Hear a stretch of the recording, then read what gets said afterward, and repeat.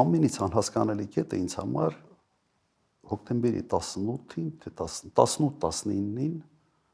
երբ Նիկոլ Փաշինյանը մերժեց պատերազմը կանխեցնելու ռուսական առաջարկին։ Ադրբեջանը համաձայն էր եւ Նիկոլ Փաշինյանը մերժեց հստակ իմանալով, որ պատերազմը պարտվելու է, որովհետեւ գլխավոր շտաբը զեկուցել է ուղղակի, որ պատերազմը շարունակելու ռեսուրս բանակ այլևս չունի։ Կար այդ զեկույց եւ դա հանրային հայտնի փաստ է։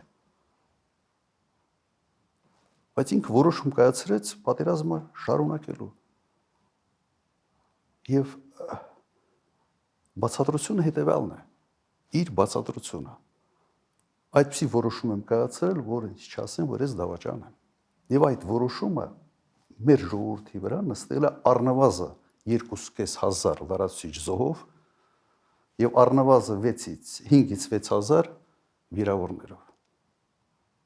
Ոսա առաջնորդի քայլ է։ Առաջնորդին հիմնական գործը որոշում կայացնելն է։